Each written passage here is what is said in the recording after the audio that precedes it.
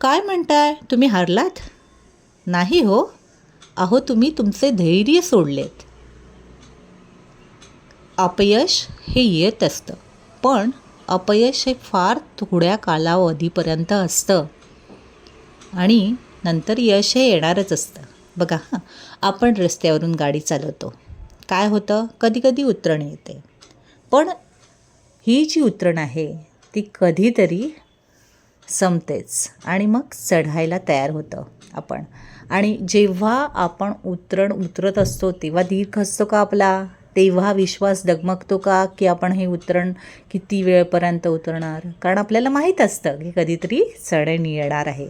तसंच अपयशाबाबत सुद्धा आहे.